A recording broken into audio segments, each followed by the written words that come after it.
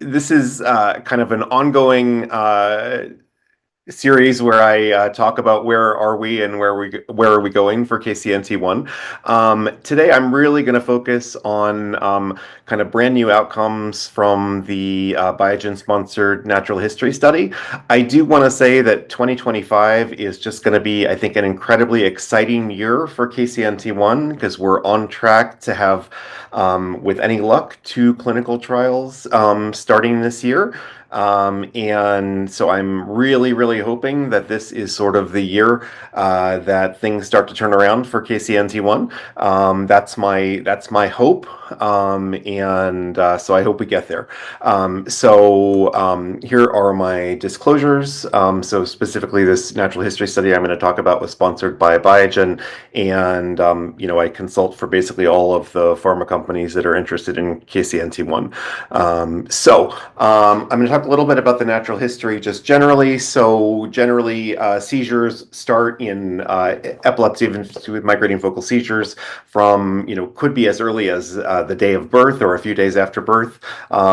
To up to 6 months after birth. It's uncommon to have seizure onset after 6 months. There's often a buildup phase followed by a stormy phase, often but not always followed by a gradual reduction in seizures after age 2, although definitely not for everyone. And lots of patients continue to have lots of seizures throughout their lives. I'm really today going to focus on brand new data from the Biogen-sponsored natural history study. None of this has been published, so please don't share this widely. But so we enrolled 35 participants, median age of 4. 95% of these were under age 12 at baseline. 32 of these patients had epilepsy with migrating focal seizures. 2 had kind of classic sleep-related hypermotor epilepsy, and 1 had kind of an intermediate phenotype. All these patients were seen with Zoom visits. Caregivers completed seizure diaries, sleep diaries, and surveys, and they all had home EEG, and they had a blood draw for biomarkers. The only biomarker we've actually looked at so far is neurofilament light chain, and I will talk a little bit about that. That's kind of brand new. So here's just an example from some of the one of the seizure diaries. It just kind of shows the number of seizures over a 1-year period. And you can see, relatively, in this patient, relatively constant seizures for the duration of the study. And this is fairly consistent across most participants. There is some fluctuation in seizures, but the majority of patients didn't significantly change in terms of the number of seizures that they had. Here's just another example, another participant, and here's a participant who did have some slight decrease in seizures over time. This is just summary data showing, and this is seizure counts by EEG, showing total number of seizures just for the whole cohort. So you can see basically that for the cohort, although there is some fluctuation, the median seizure number, as well as the sort of 95% confidence interval for seizures was pretty constant over the period of the study. And now this is interesting. This is the only biomarker we've been able to look at so far, which is neurofilament light chain. So neurofilament light chain, for folks who aren't familiar with it, is basically a marker of neuronal injury. It gets released by neurons when they're injured in a variety of different things. So it goes up in traumatic brain injury and stroke. And I've looked at it in a number of different seizure disorders, and it does tend to go up in patients who have bad epilepsy. But this was just interesting, just that this does this neurofilament light chain is elevated in patients with KCNT1 compared to controls.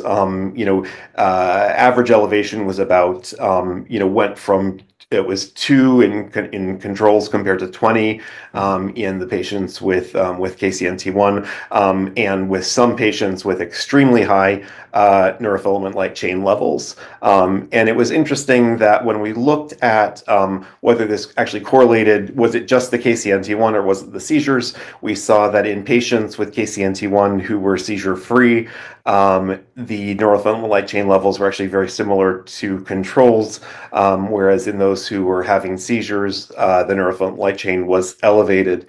There wasn't a very tight correlation with the number of seizures, but basically, seizures in KCNT1 are associated with neurofilament light chain elevation. So this does make it kind of a potential biomarker. And one of the things that was interesting is that when we looked at whether this was actually a predictive biomarker, when we looked at whether measuring neurofilament light chain at baseline, if you look at the patients who were seizure-free, they had a very, very low levels. But if you had high levels of neurofilament light chain, that actually predicted an increase in seizures over the course of the study, whereas those patients who had who did have seizures, but those seizures decreased over the course of the study, had lower NFL levels. So again, this just kind of is further evidence this could be a useful biomarker in clinical trials, potentially. I mean, obviously, a lot more work to be done before I would swear by that, but at least it looks interesting. This is from the Vineland, from the natural history study, which is just a measure of development and adaptive function. This is the overall, what's called the adaptive behavior composite from the Vineland. So this is basically a summary score for adaptive function. It asks about communication, social skills, activities of daily living, ability to do a variety of things, including communication. And what you see basically, and this is a standard score which is age adjusted, and what you see basically is that in the very younger patients, the standard scores are not that bad, but that's just because we don't expect that much from babies. But basically, as soon as you get to over the age of 1, where we have some expectations for development, essentially all of the patients were or almost all the patients with EIMFS were at the floor of the measure, and they just basically stayed at the very bottom of the Vineland. This is important for clinical trial planning for a couple of reasons. One is just that we are going to be using the Vineland as an outcome measure in the clinical trials, and these floor effects are important to be aware of, because what it means is that if we did have a significant improvement in development, it is possible we'd still be at the floor, so with some of these patients, even if you doubled their adaptive function, they would still be at the floor. And so what that means is we probably need more sensitive measures that are going to be sensitive to some of the improvements that you might see within the span of a normal clinical trial. And I've been saying this for a while, but this just sort of proves that, essentially that we do need more kind of subtle measures of developmental improvement, such as just improvements in eye gaze or improvements in communication. Yeah. So that's, I think, useful. Now, if you had a drug that really improved communication or really improved activities of daily living, and you started it really early, I mean, the good news is that would be very, very obvious, because without an effective drug, everybody's at the floor of the measure. So if you had a drug that actually got people off the floor, that would be extremely clear, that there's nothing in the natural history that suggests that anyone gets off the floor without an intervention. So I guess good news and bad news for the Vineland. When we look at some of the subscales, essentially there is some variability in terms of daily living skills, for example, but again, most patients are kind of consistently at the floor of the measure. Again, some variability in some of the motor skills, but again, most patients are really at the floor, so they're just not really able to do much in terms of motor skills. And same thing with activities in the community. Objective changes in development over a 1-year period. So most participants are very stable. That stability is, though, at the floor of the measure. So just subjectively, when parents did say that there was an improvement in development, it was very subjective things like they were more alert, they looked around more, or they had somewhat better, they were able to kind of use their hand functionally. But those types of improvements are really not captured on standard measures. They do matter and they're important to families, but current clinical trial measures don't capture that. So I think that's something that we do want to work on. So in the natural history study, none of the EIMFS patients had any developmental regression. They basically were just stably not doing well. But patients with sleep-related hypermotor epilepsy in the natural history study did have some regression developmentally, and that regression did respond to better seizure control. So regression in SHE does happen and may be treatable. So I think that's something that is important for people to know. Again, this is important for kind of planning our clinical trials. Natural history is very predictable for development. It's largely predictable for seizures, although some children do spontaneously achieve a 50% reduction in seizures. But if you had seizures at baseline, you continued to have seizures throughout 12 months of follow-up, at least on EEG. So this is important just because, essentially, when we're thinking about clinical trials, I think having some number of seizures at baseline is important. But based on the natural history data, if you had seizures at baseline, the chances that you just spontaneously achieve seizure freedom without an effective new intervention seems extremely low, which means that if we got a signal from a drug that we got some patients seizure free, that would be an extremely clear signal, because that just doesn't really seem to happen spontaneously very often at all from the natural history data. Thanks so much for listening. I'm excited to share this data. This is brand new data, so things may change a little bit. I want to say thank you so much to Brad, who helped me piece together this data and made several of the graphs here, which I am extremely grateful for, because this data is sort of a bear to slog through. Thanks to all the families who participated in the study. Were just incredible, all the time and effort it took to take part in the study, and thanks to the foundation for supporting the natural history study. So thanks, everyone. Thank you so much, David. That was great to see. Again, thanks to you, and thanks to Brad for doing a really heroic job with this analysis. I know it was a massive slog, and there is so much more data that is still yet to be analyzed. We're going to be working through this as quickly as we can, trying to get this published and the data out into the community.